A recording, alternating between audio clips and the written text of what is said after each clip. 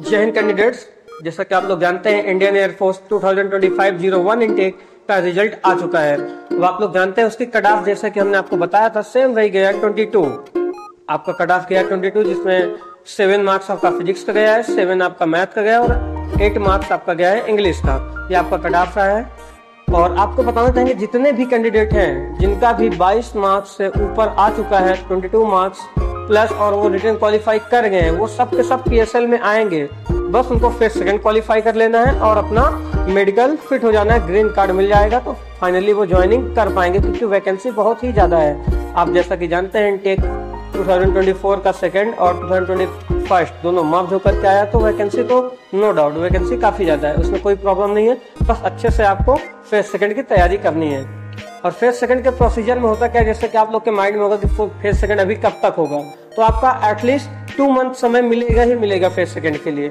जैसा आप मतलब आपको बता दें कि जून के लास्ट वीक तक आपका फेज सेकंड की डेट आ जाएगी और फर्स्ट वीक ऑफ जुलाई में आपका फेज सेकंड होना है, या फिर आप जून के लास्ट वीक में भी फेज सेकंड हो सकता है। तो लास्ट वीक ऑफ जून और फर्स्ट वीक ऑफ जुलाई में आपका फेज सेकंड होगा। आपके पास अभी पूरे 2 महीने के समय है।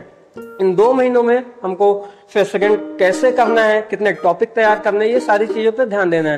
तो सबसे पहले हम लोग जानते हैं कि what is the procedure of phase second of Indian air force.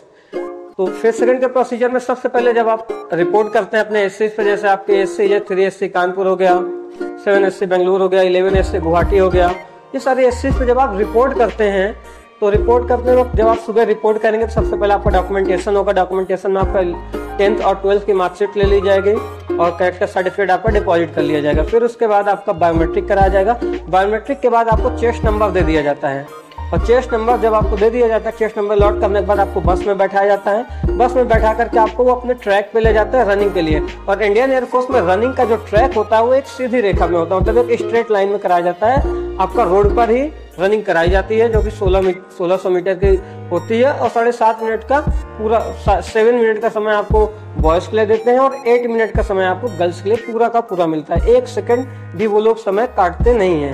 Clear है? यदि आप रनिंग कंप्लीट कर लेते हैं पूरा बिना गिरे और रुके हुए, तो आपको ले लेते हैं इंडियन एयरफोर्स में।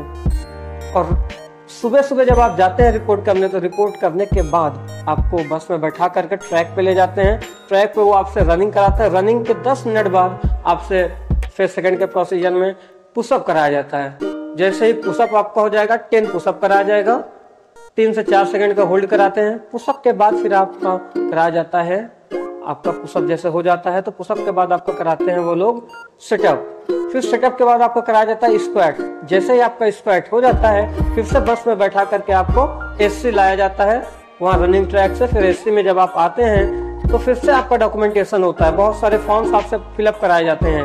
और उसके बाद 2-3 घंटे बैठाने के बाद फिर आपका ग्रुप बनाया जाता है और फिर ग्रुप में आपकी GD होती है। तो ये जो GD का नेम आ रहा है, ग्रुप डिस्कशन, ये सबसे मोस्ट इंपॉर्टेंट है।